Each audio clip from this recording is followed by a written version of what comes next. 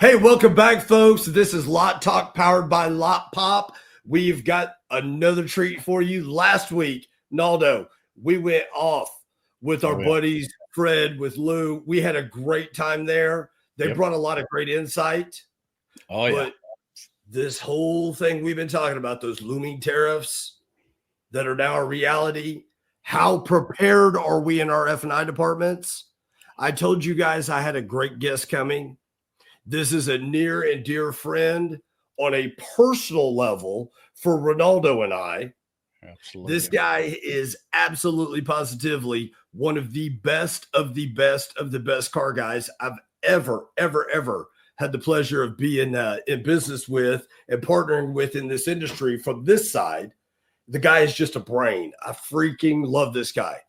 But Renaldo, before we bring him on stage, take 15 seconds. Let the world know why we have LotTalk powered by Lotpop. Oh, man, it's our opportunity to kind of give back to the community and the industry that's given so much to us. We were all blessed to have people pour into us when we first came in. And the lightning bolt went off in somebody's head and said, hey, why don't we use this venue and this medium to give back to dealers in the auto industry the way that people poured into us? And so here we are, week in, week out, bringing the heat and having a church service.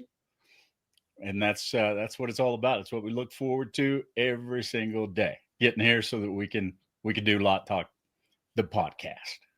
Absolutely. But that lightning bolt, that was powered by Peepaw. Yeah. Our Executive Vice President, John Anderson. Unfortunately, he's traveling down to one of our dealer partners today, and he's going to go spend some time in the store. And John Anderson, our Executive Vice President, one of the co-hosts, Renaldo, Leonard, our Director of Training and Performance, and then myself, Chris Keene.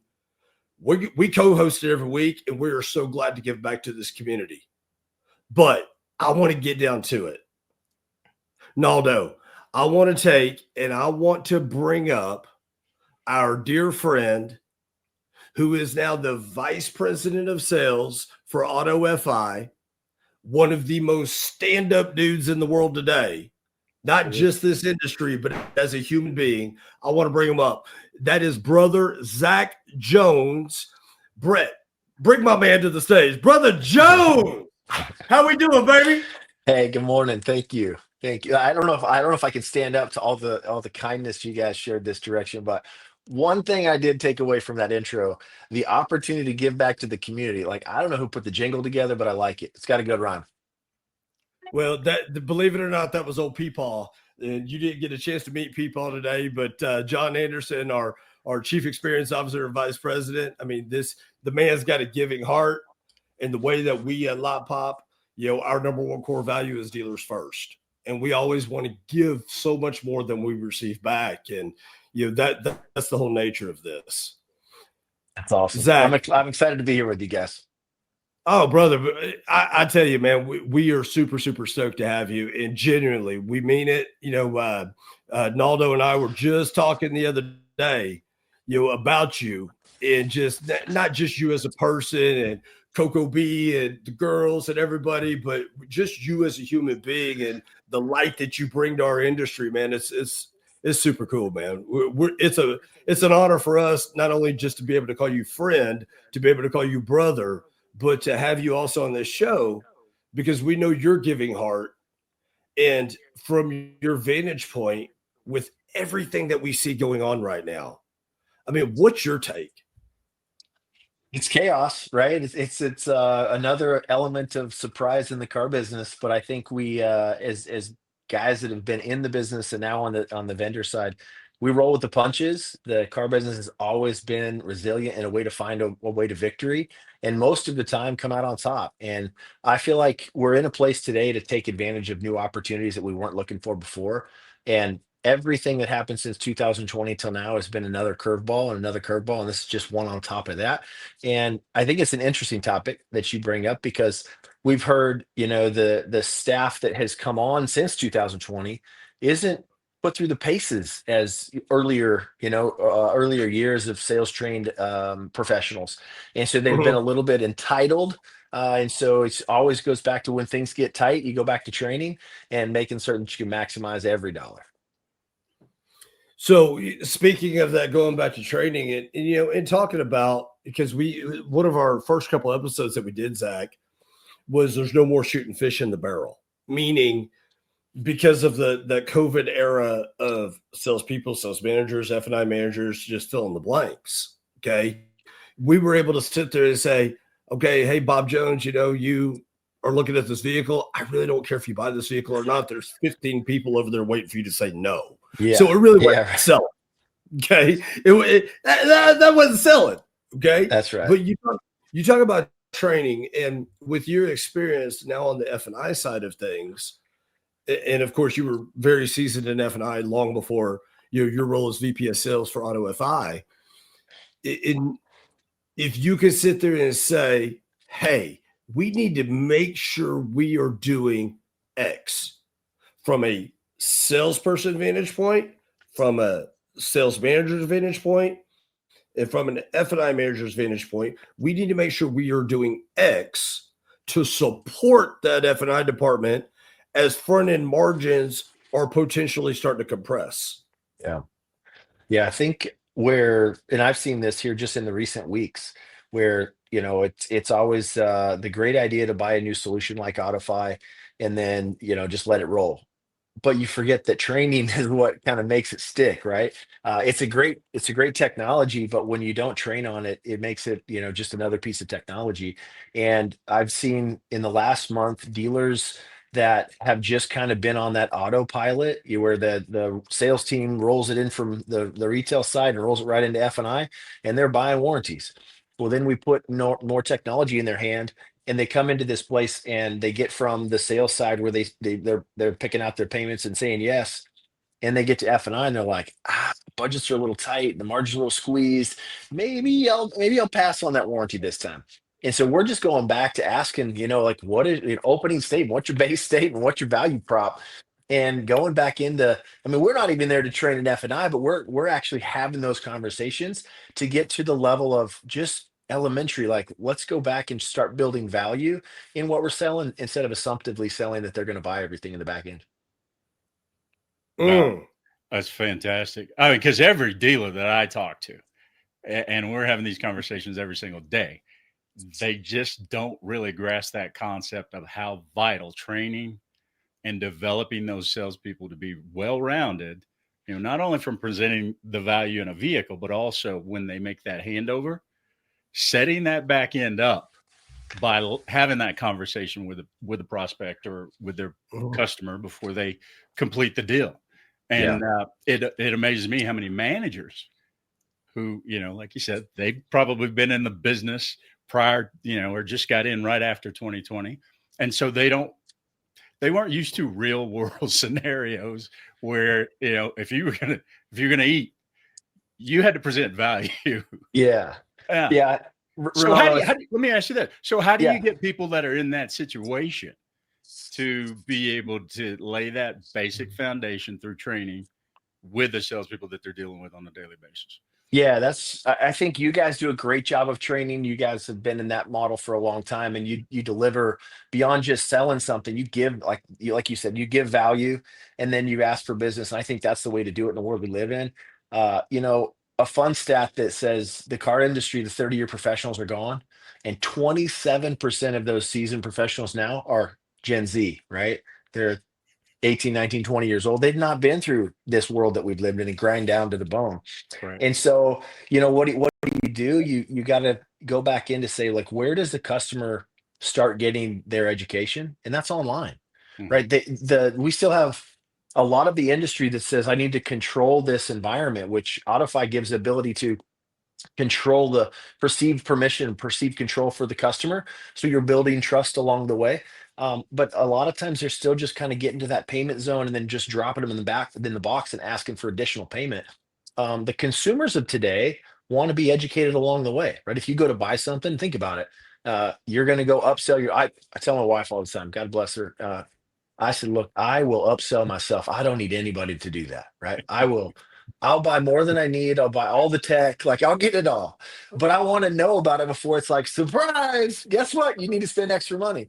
Right. And I think the adoption of that just hasn't yet caught on. Like dealers want it, customers want it. It's just really the transition that we're in, almost like when COVID forced digital retailing. It's in that place now that we're kind of getting forced into, the consumer really wants to buy it. They don't want to be forced into the pressure of buying it. So training is the only way to get there. And that's just rewashing like the idea of where it's the most important.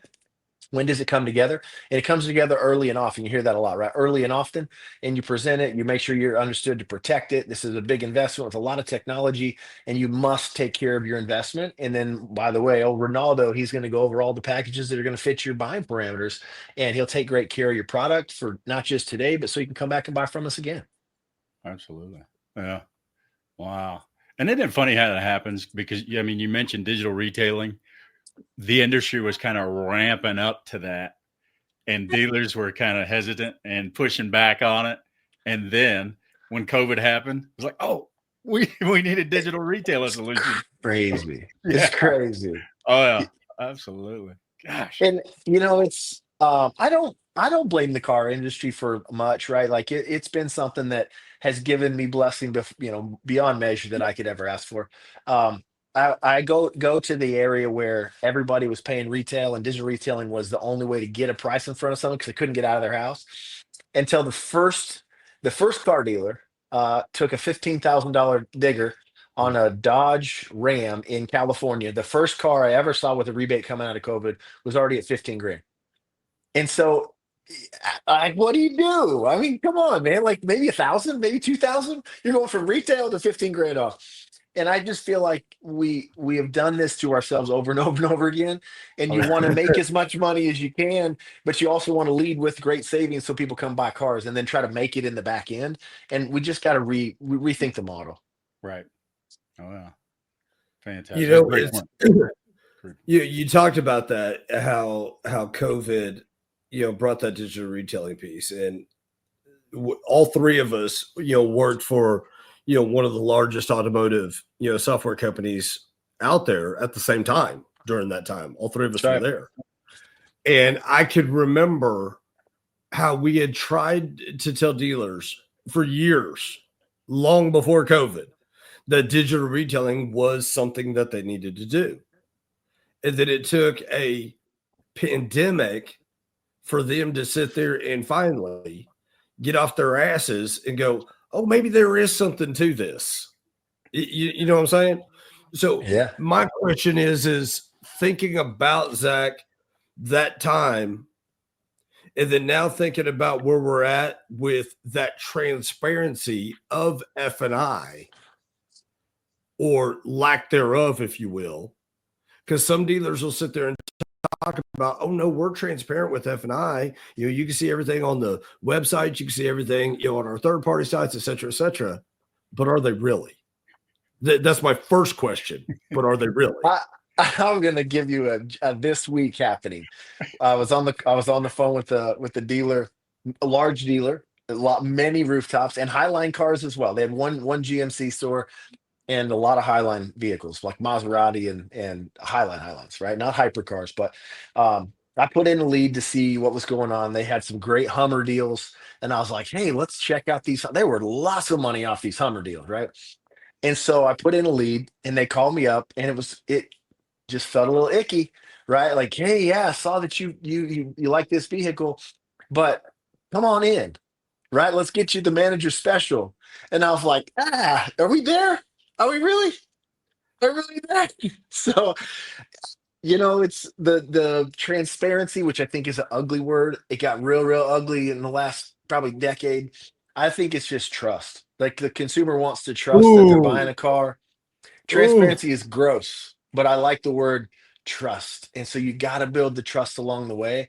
And if I send you a lead and you say, hey, let me get you the manager special on a car that's already $15,000 off, I'm not sure what the manager is going to do besides switch me on a car. I'm not sure. And that's me and the car guy, right? Like maybe not a consumer, as a car guy. Right. Oh, But you bring up a good point, though, is you submitted for information. Hey, tell me more. Yeah. But what did that person immediately went for the juggler and went back and defaulted to sell the appointment to get the show to sell the car. But that person didn't meet you where you were at that Absolutely. point. Absolutely. Yeah. And where it was going, I think legitimately, and I can't say because I haven't went through the process, but when it's that eager to get them to the door, it's going to be either a switch or you've got to buy the back end. And that's just, it presents itself as an uncomfortable situation. Maybe not a longevity type of mix, but a way to get through the momentary period. Well, I think you touched. Go ahead, Naldo. Go ahead. Well, I was just going to say that I think you touched on something that a lot of dealers just really miss the point on, and it's the intangibles of building that relationship. The trust, the integrity. You said transparency is a dirty word. I mean, I know guys that will say, "I've got it all on my website," but you got to spend 15 minutes digging through it to find all of the information that the regular prospect is looking for.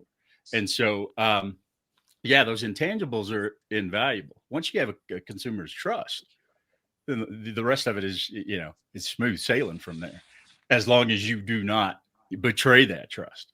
And so, those intangibles are key, but a lot of guys don't really pay attention to it in their processes or what they set up, in the digital dealership. They're not hand in glove, right? They don't fit the exact, we go through an example here to say, this is the image that you portray. Buying a car is like this example. And it's like, oh, like, the sunshine coming out of the car is amazing. And then you go take a picture of the process and it's like grinding. I've been here for 2.5 hours. Like, what am I doing? Like, this is not what you shared as like the ideal buying process. Right. And that's the disconnect, the dichotomy between, what is sold versus reality in the world we live in. Mm-hmm. Yeah. So with that example that you had, Brother Jones, looking at, okay, they said, hey, why don't you come on in? I'll get you the manager special. Okay. In your professional opinion, what should have happened from there? What should that have looked like, thinking from a consumer mindset? Yeah. It's really easy for me to say just because I just bought a car.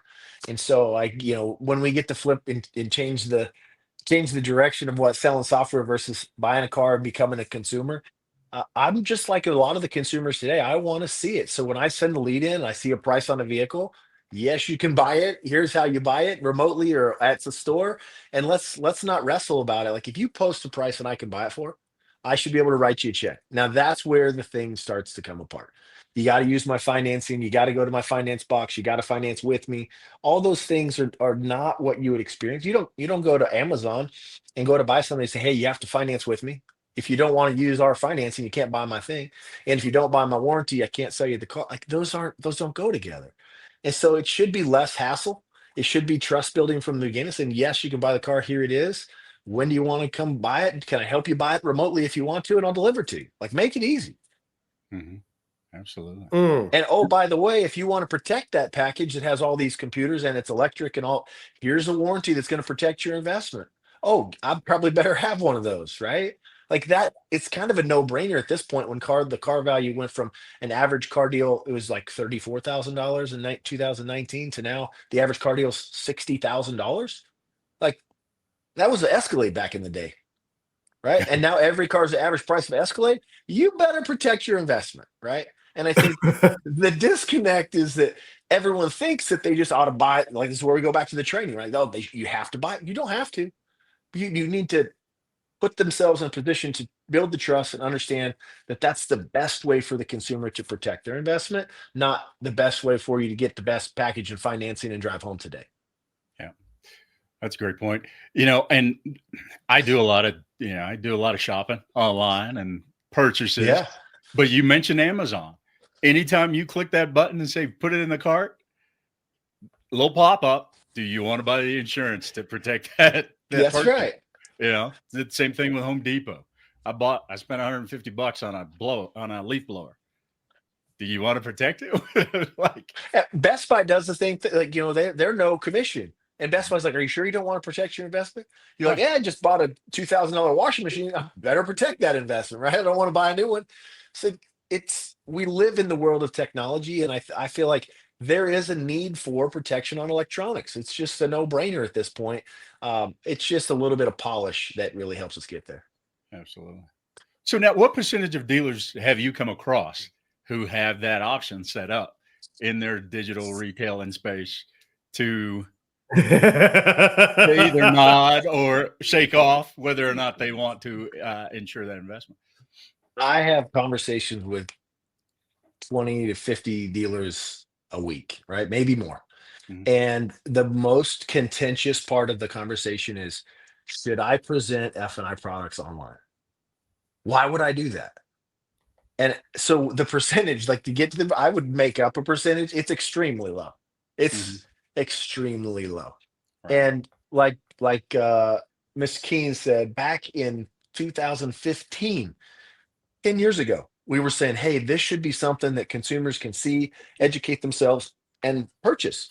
Mhm. And we still, 10 years later, are really reluctant to put that out there. Why? Because you can make $2 and $3 and $4 and $5, $6,000 on warranty and make up for a $2 and $3 and $4 and $5,000 digger on the front just to sell a car. Mhm. But it never takes away the idea that you can buy a warranty, make a deal, and the consumer says, golly, that was a lot of money. Maybe I didn't do the math on that correctly and cancel it. And they cancel it, get their money back, and the dealer loses money on the deal. It's not a sustainable business model. Hmm. Mm, mm. So, in presenting those F&I products online, okay, is there a blanketed best practice on that?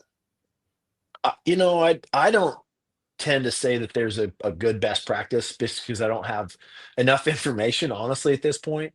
I think even just giving the product and the description and a video and information, if nothing else, it's just being educational. Now, there are some solutions like ours that will rate that product and it says I'm buying this car at this term and this is what the actual price, some of those E-rated prices for warranties and protection packages, that's available. If you're not ready for that though, I would suggest just giving information. Be informative. The world that we live in, everyone wants to, like I said, inform themselves to make an educated decision. And the surprise element is dead. And if they could at least click review, understand, and educate, they're more adept to make that purchasing protection plan later. All right. Oof. Okay, that being informational about the products, and then you said video. Okay, Yeah. expand on that. I don't, everybody lives in the world of TikTok and social media, right? And if you put an email out there that was this long, how many people are going to read it? Well, 2-3%, right? The analyticals that want to get the information, give them the information. But you've got to meet the consumer where they're at. And most of our attention span is about 3 to 5 seconds. And so just giving little video snippets of what this protects, how it protects the investment, protects your car, protects your pocketbook, whatever it's going to protect. But, you know, I don't know that every consumer is as educated as the standard norm. And they don't know that a car today has I don't know how many microchips it has in it, but by golly, it's got a bazillion of them. And if one quits, the whole thing shuts down. It's not like the old days where someone would listen to a car and fix it, turn a wrench, and make it work. Like everything has a computer chip. And to know that that is what's protected by buying a service contract is the education that they need on gap insurance. What is gap? I don't buy a car, but every 5 years, I don't know what gap is. The last time I bought a car was 2020. I paid 10 grand more than I should have. I probably should have bought gap insurance, right? But that's what they got to have the video to feel comfortable, right? And it's no pressure. That's the most important thing. At the point where they're finding this online and educating themselves, there's zero pressure. So someone's not trying to sell them on a package. They're informing themselves about the protection. Right. Yeah. And they have been informed about the products that are in F&I, but the information has been, be careful when you go back there. That's Don't do exactly that, right. because Right. they'll rip your scalp off. And so, yeah, I mean, I love that idea, giving them little bite-sized pieces of information so that when they do have that conversation in the office. They're at least familiar with the terms, and you kind of break that wall down.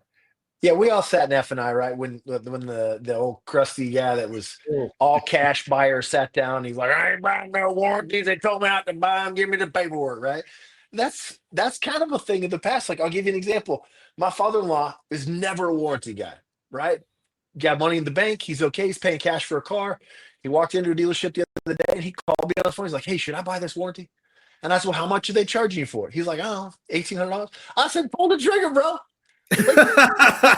Did it. Pull the trigger, and he bought it. But he's for years call all cash, no warranties. I'll self-insure. But we're at a place where even a $3,000 warranty is well received. And I'll give you an example. I love Apple, but I don't go without buying Apple insurance. Why? Because if it breaks, it quits for any reason. Like, they just like, give me $100 and I'll get you. Okay, hands off. That makes it simple for me. But before I started buying Apple products, I don't know that I've ever bought one that I didn't get well over what I paid for the Apple warranty. When I had to get a new iPad for a broken screen that they don't replace the iPad, same thing. Your car becomes more and more expensive, which means the value of your warranty becomes more valuable, even though you're still charging double what we were charging in 2008 when I was selling warranties, right? Like, now a $4,000 warranty, it's got a lot of value. Yep, absolutely. So, you brought up that 27% of the professional salespeople in today's industry are that Gen Z. Okay. And they got in this industry the last 5 years. And obviously a lot of them walked out with a lot of success from the day they started. Okay. And then now some of them are coming into reality. We have a lot of listeners that are listening right now, Zach. We have a lot of viewers that are on Spotify watching this video right now. If you could speak to a Gen Z person, that 27% of those people that are in our industry today, carving their way as a professional in this industry. And the reason why I want you to expand upon this piece for a minute is because we want to see that person not just here in this moment, but 5 years down the road, 10 years down the road, 15 years down the road. We want to see them in this industry still.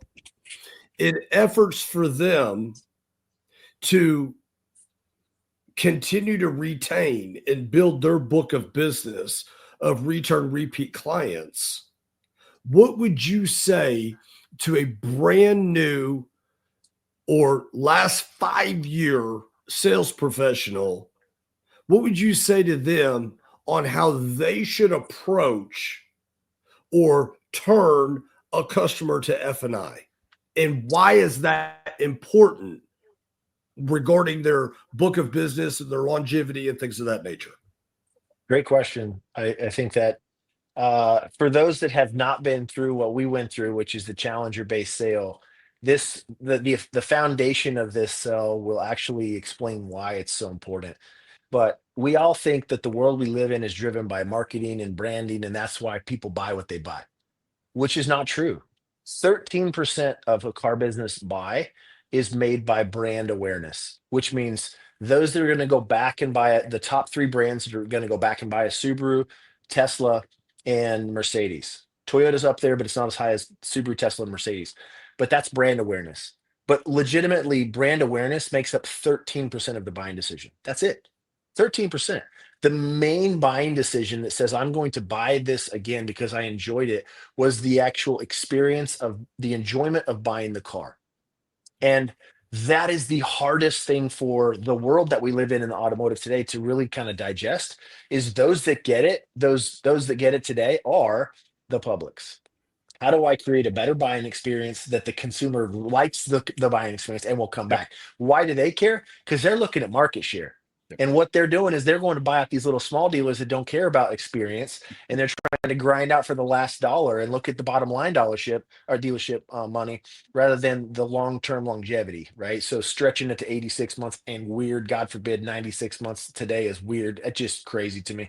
But the experience will drive revenue to come back and repeat and residual or referral. So that's the first thing, is make the buying experience enjoyable. The second one is if you present something to them, it's almost like if you're a financial planner and you present something to them that has two rewards. The first one, if you need this insurance, God forbid you need fire insurance for your home, but if you do, guess what? We saved your house, right? We saved your pocketbook. Same thing with this. If you need to use this warranty, it will protect you. It'll protect your vehicle and protect your pocketbook. And if you need it, great. You used it, but vehicles break down. They're man-made and they're friction machines, right? There's some's going to break, and if it breaks, we're going to take good care of you. And then you come back because you had a good experience, and we took good care of you. And hey, guess what? If it doesn't break, you can cash that baby in for the unused portion and use it as down payment for your next car. So all you're doing is preparing for today that guy comes back tomorrow. And if you put them on a shorter term, even if you got to find the right vehicle for the right price for right now, make sure that fits what they want, and they're going to come back and see you again. And we have been in this world of now for such a long period of time that I worked at a dealership like this, like, hey, make as much profit as you can today. Well, guess what? That dealership is no longer there, right? They didn't have a longevity model. Yep, absolutely. And creating that experience is probably one of the easiest things to execute on that a dealership could put into their arsenal to build their business long term. And it just behooves me why people miss the boat. Daily. Oh, yeah. And they say 18 hours is spent online. Oh, actually, it's 14 hours now. 14 hours spent on 14 hours. You put that into a calculator. We talk about ROI, like how much is your daily hourly wage? And by the time you buy a car, even if you're a $10 employee, right? How many dollars has a consumer spent to get a bad experience? They're going to go somewhere else and buy a car. Right. And so if they found the tool, they found the vehicle, they kind of have an estimate of what their payment is, and then they have a bad experience, they ain't coming back, y'all. Right. Yeah. Oh, yeah. And I try to coach salespeople and BDC agents that if they can be that person who could do the heavy lifting, cut that 14, I use 19, sounds a little better, it rolls off the tongue a little smoother, but 19 hours of research, and you can cut it down for them. How much value does that put into that entire buying experience? To your point, you won't have to rely on that. Was it 13%? Yeah. 13%. That brand awareness. Yeah. And if you take the stern on that, I mean, you pretty much get the information that they're collecting, right? Yeah. Yeah. And as long as you do it and you give it to them from all angles, it's a win-win. It is a win-win.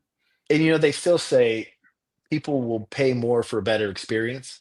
So if you can continue to provide a better experience and avoid the scary guy around the corner, you're in a better situation today. And that's what they taught us back in the day with, I know the kids today don't have one of these, but the card box where you would sell a car and write the address and the date of birth, and not the date of birth, the birthday and the anniversary, and you put it in the card box, and every month that was your CRM. You'd flip it around and you're dialing through your card box. Who can I market to today? Well, today we got a CRM that does all that for you. Right. All you got to do is take good care of them, and your CRM will say, hey, Renaldo's back in the market. Oh, guess what? It's anniversary time, right? 8, 9, 10. 8, 9, 10. Do it again. Absolutely. Yeah, there you go, baby. There you go. Oh, yeah. And you said something here, and I want to be cognizant of your time here, Zach, because I know you're going to run to another meeting, but it just refreshed me of when I was still on the retail side of it. One of the things that we taught our people all the time, okay, people will buy from who they like, they know, and they trust. And you talked about that trust over transparency, and oh my gosh, what a great reminder, for me personally, is that trust factor over the transparency factor. Because anybody can be transparent, but you can be transparent with all the wrong information. So that doesn't matter. Okay. In the last couple minutes that you have here, Zach, for dealer principals, for GMs, for GSM, sales managers, if you could leave them with, hey, if we did X over this time right now that we're in with this volatile market, and this is what we could do better in our F&I departments or sales to F&I, however you want to look at it, what is the best nugget you can leave for these guys today? I continually go back to some of the old school trainings just because I'm old school now. I get to say that because I just had a birthday. And that goes back into the sales to service handoff. Like that, and service means from sales to F&I or from sales to service. Like that sales to service is so incredibly important that if if the consumer has not yet seen anything or knows that they need to protect their vehicle and has settled on a $500 payment, that just to really smooth transition to that next phase, that professional handoff is going to put them into a comfort zone, like not like go see sit behind the wall with the scary person that's going to try to grind you out. But they're going to make sure that they take care of a professional handoff. They're going to make sure they secure your loan, get you the best terms available. And oh, by the way, they're going to make certain that your investment, this beautiful new 70,000, 80,000, 90,000, God forbid, $120,000 vehicle, is fully protected. Now, I know that you said you use it for these kind of reasons, right? Like just load their lips with your base statement. I know that you said you recently had a baby. I know that you said your kids were moving to college. You told me all these things about your current situation. Now, Renaldo's going to take care of those situational needs and make certain that you get the right package to protect your investment. And that way you can come back and see me again. Oh, by the way, because you're going to have such a great experience, I need your friends, right? I need all your friends. They all drive these cars too, right? Whatever that car is. Yeah. And that's where that comes together. And it lowers the barrier. Nobody, not even me. Like I said, I've been in the car business a long time. Not even me likes to go in blind. Like when I went to go buy my vehicle last, uh, they did not have any products online, but they were selling it for a great price. And I was like, maybe I need a warranty. I don't know. Maybe you got lease protect. I don't know. But I get back there and says, hey, do you want some of this lease protect?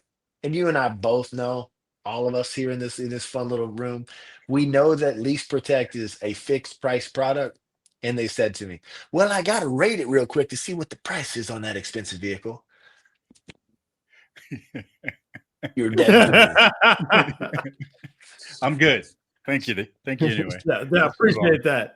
Let's move on. Zach, we are at the top of the hour, a little bit over. I know you got to run, but brother, this has been a treat to have you on. We would love to have you back on in the future when you're not having technical difficulties up there in T-Town. But we would definitely love to have you back on, man. This has been such a treat, man. And we're going to stay on for just a little bit longer. We're going to recap some of the things that you talked about here. I took a lot of great notes here. Your insights, man, they've been fantastic. And I know our listeners, our viewers, I know they're writing the notes down themselves. Listeners, viewers, comment below if you want Zach's information. We'll be happy to share it with you. We get Zach into your stores, get him on a call with you or his team, what have you. But, AutoFi, Zac Jones, they are great friends of ours here at Lotpop. Hence why we have him on the call today. We highly recommend that you reach out to him. Thank you, Brother Jones, for jumping on with us, man. Much respect, much love for you, my friend. Yep. Thank you. I really appreciate it. It's great opportunity. I know you guys have been doing this for a long time. I feel honored to be on the Lotpop show. It's amazing. So I'd love to be back anytime you'll have me. Absolutely, Awesome. man. Thanks, brother. Hey, Sid Cook will be some love for us, man. Yes, you got it. Take care, my man. Good to see you, brother. Ooh, dude. Wow. But, hold up, man. Hold on. I got to go back through some of these notes here. Hold up. Okay. Number one, I found it extremely interesting that 27% of the professional sellers of today are Gen Z. I don't think that's a bad thing. No, it's not a bad thing. I want to unpack that a little bit deeper, though. Okay. Dealers out there, what are you doing? What are you doing to speak to that Gen Z customer in your marketing attempts? Because think about what how that Gen Z, how they consume information. Mm-hmm. TikTok, YouTube Shorts, Snapchat, things of that nature. Okay. Yeah. They're not going on the Facebook. Are they? You make me feel old because I got a Facebook page. Come on, man. Well, I got one too, but they ain't going on the Facebook. Yeah. No. That's I mean, true. how many Gen Z folk out there that got a LinkedIn page? Yeah. Yeah. Oh, well, I can tell you that I ran into a salesperson a couple of weeks ago, and we got him a LinkedIn page. He's hooked up like a tow truck. But you know what?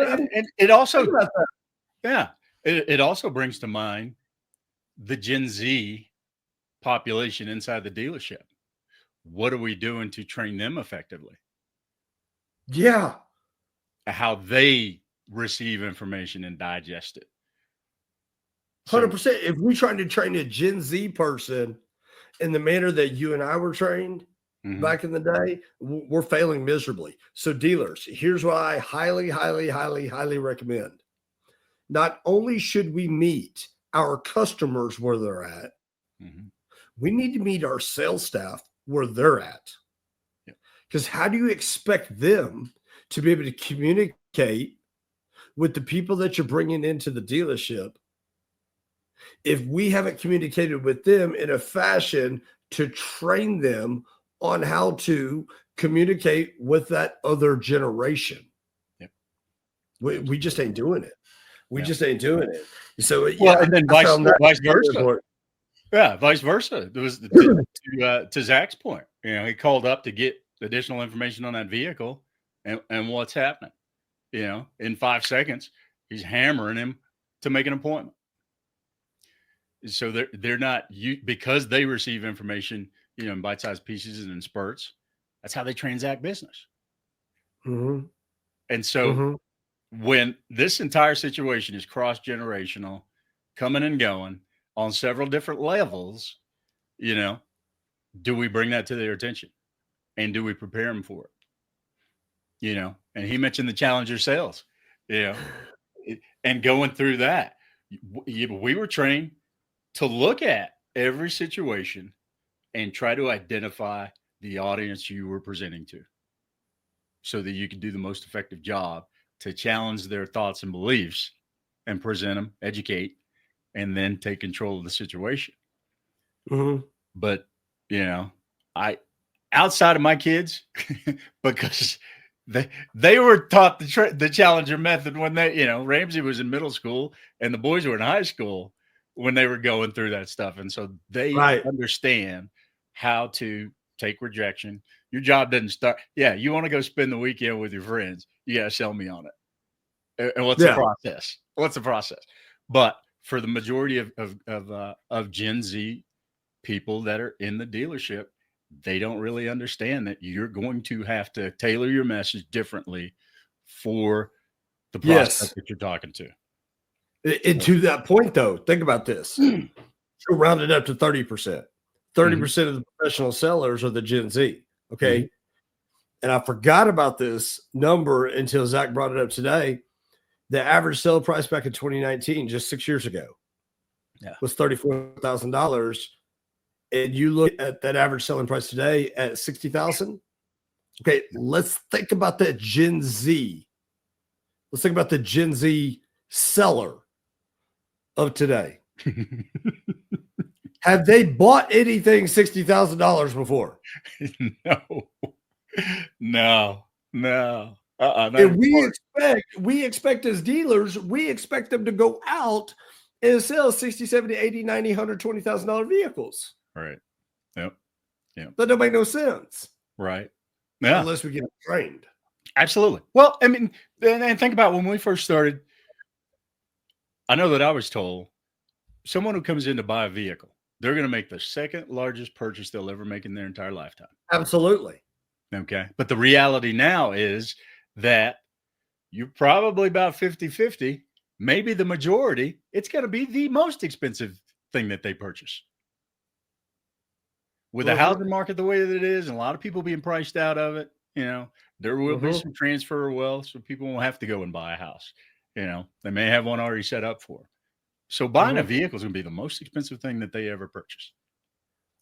How does that increase the level of professionalism you got to bring to the table in order to be able to win that situation? Real. And then the next extension, not your brick and mortar, but with your digital dealership. How do you go ahead and translate that and make that available in that venue? And I think Zach was all over it there. He was all over it there. With so much of it just tied together here. When you're talking about 13% of that buying is based upon the branding of. Right. Okay. The other 87% based upon the experience. and people will pay for that experience. Okay. Are we educated up on how to provide that experience? I mean, how can you, as a younger seller in this business, listen, I was one of those younger sellers. Matter of fact, May 30th, 1994 is when I got in the car business. I was 18 years old, 5 days out of high school. And I'm out there trying to have grown folk conversation with people about buying a vehicle. I'll never forget 1 year later, in 1995. Yeah.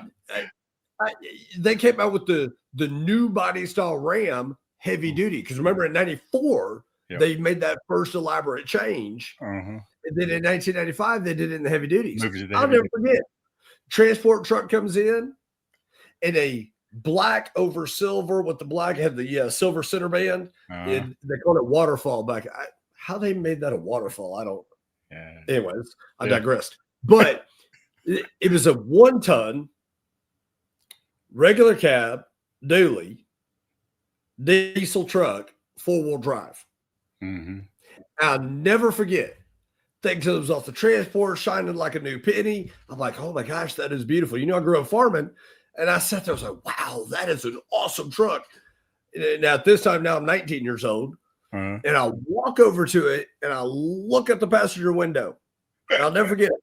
The window sticker on that sumbitch was $35,747. Oh my God, I'll never pay $35,747 for a pickup truck.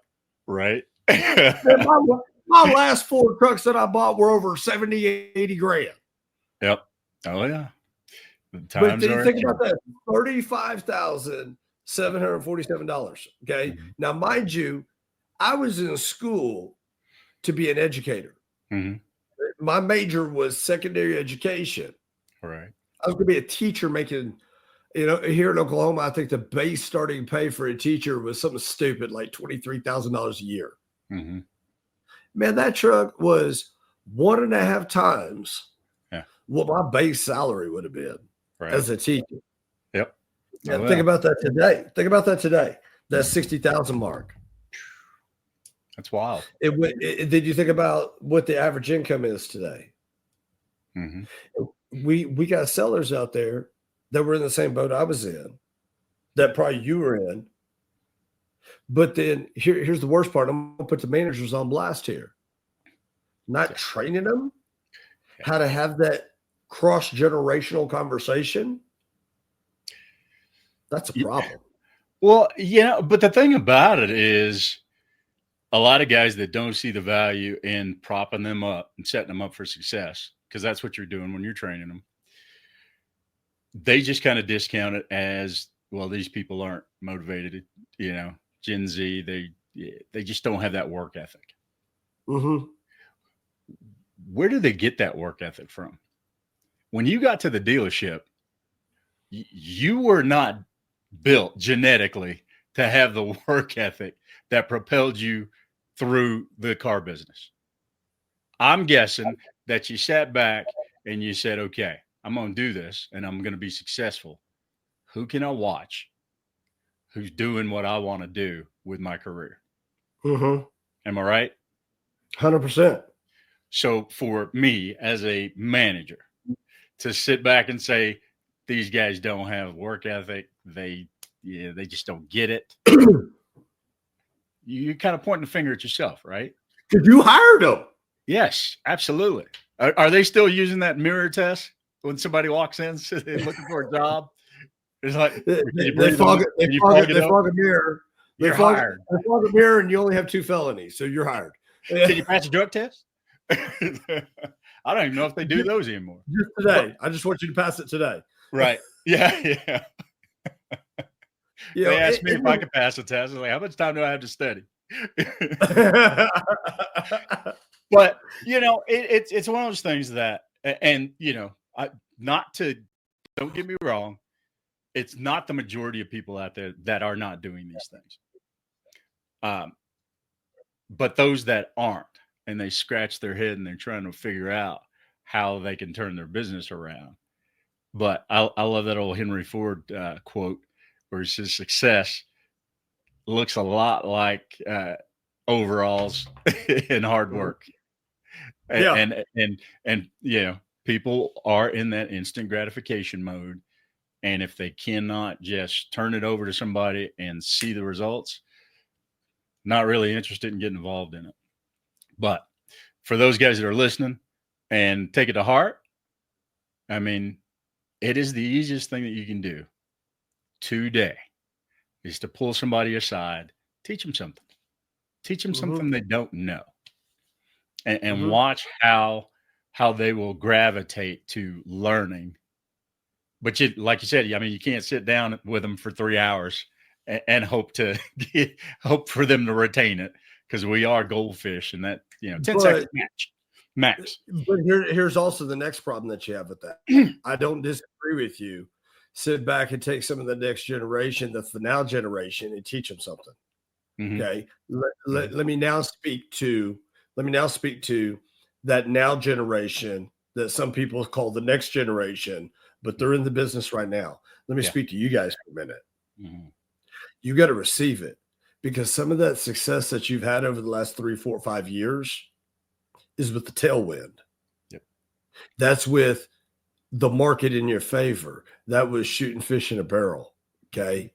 Now we're in times of obstacle. Okay.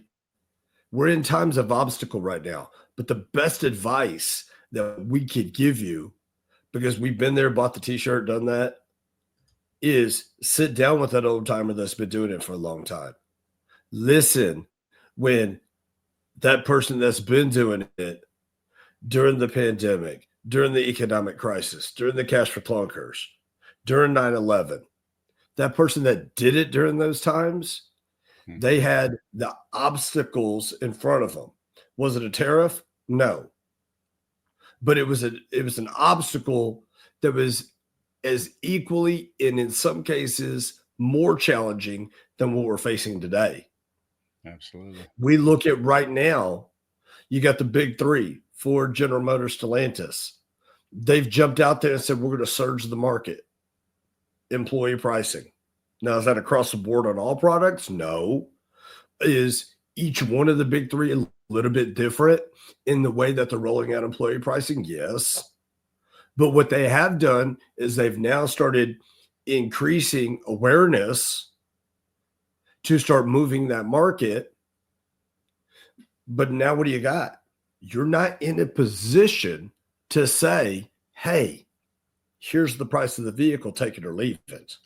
No. You got to sell feature, advantage, and benefit. You got to understand hot buttons and buying motives. Yep.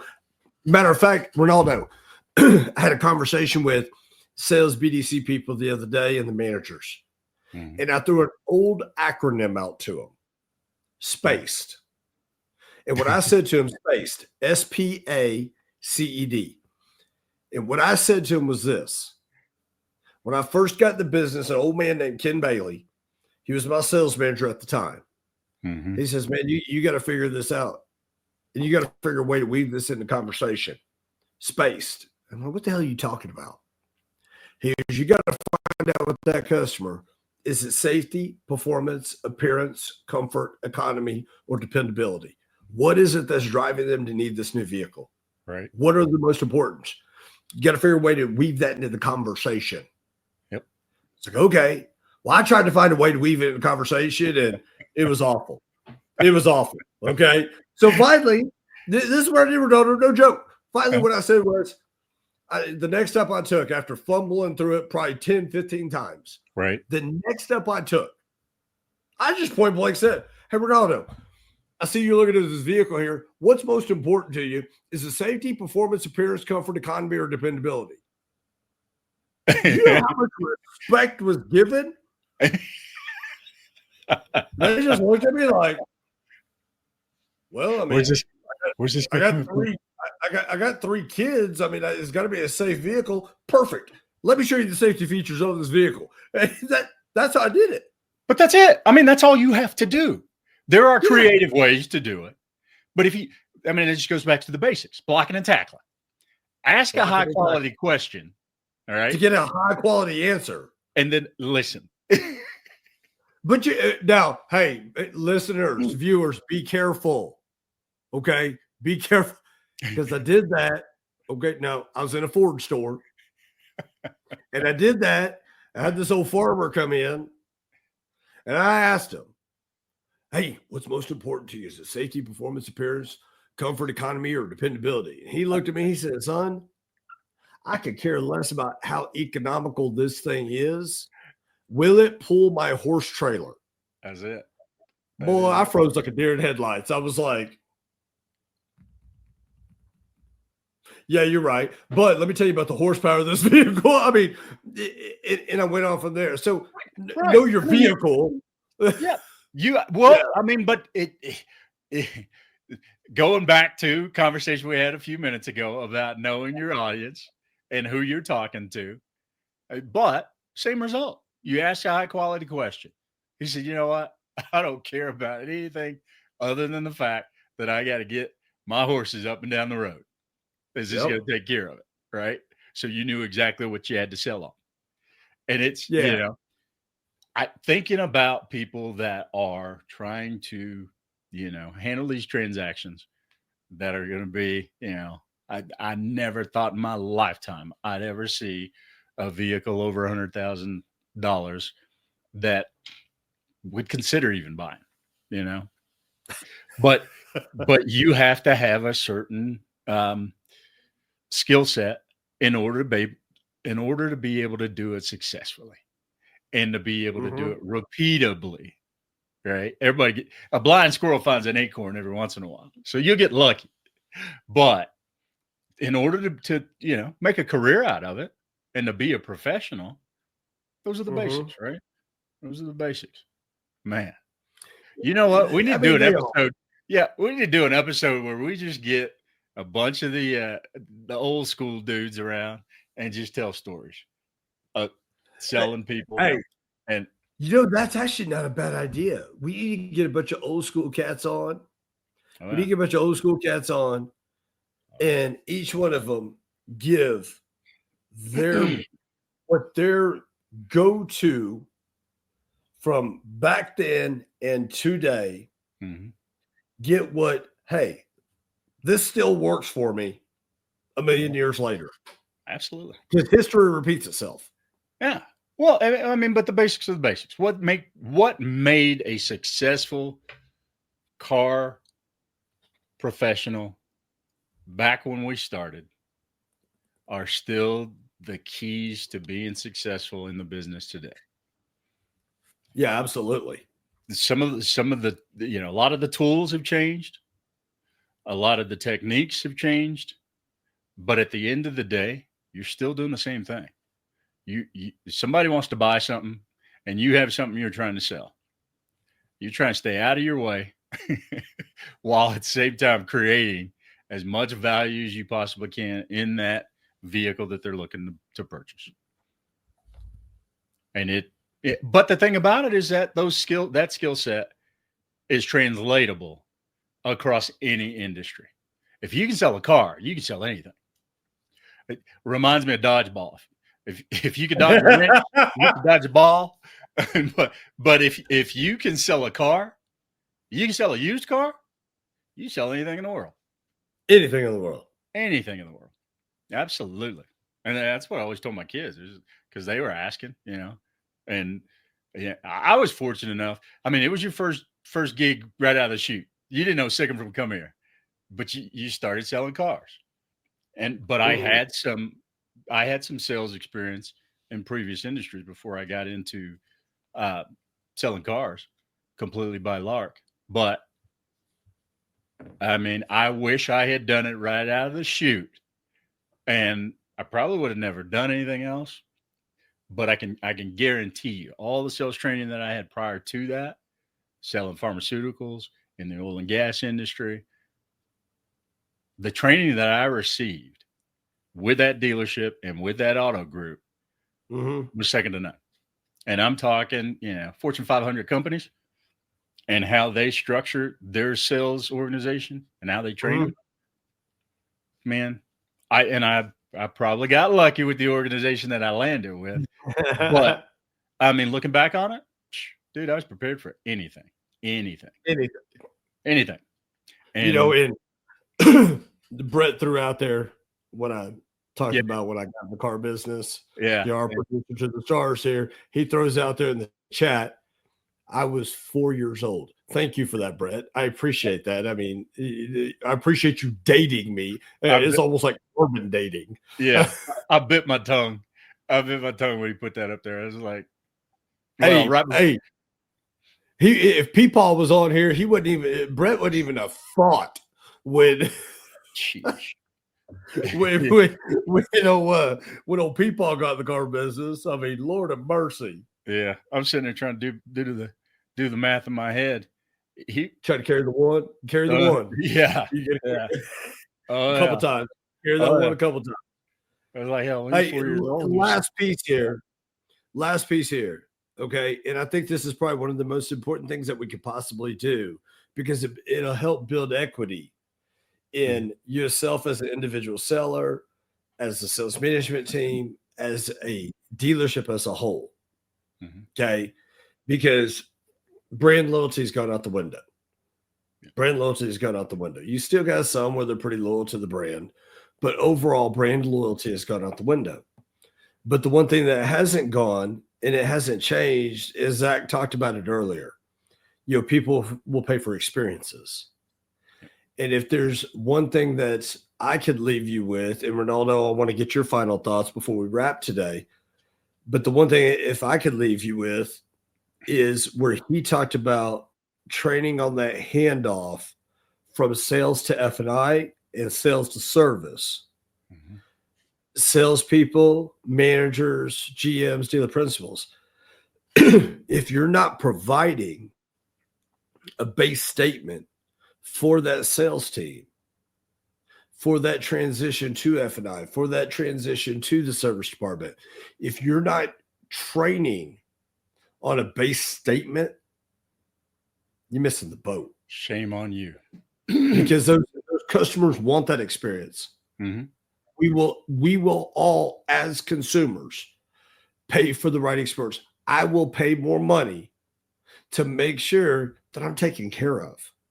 Not a person in this world won't. Absolutely. Not a person in this world won't. Absolutely. So I leave you guys with that. Renaldo, what's your major takeaway from today? Then we'll wrap. Oh, boy. Well, Zac was stronger than death. So he dropped so many nuggets that I think we did. Yeah, we definitely got to spend some more time with Brother Jones and share him with the world. But the biggest thing that resonated with me is just the fact that we're not extending that transfer from inside of the brick and mortar dealership. We're not extending that turnover or that opportunity. When F&I is such a big part of the dealership and what we're doing on a daily basis, we're not extending that information, the education, or the offer to purchase products that we offer in F&I online.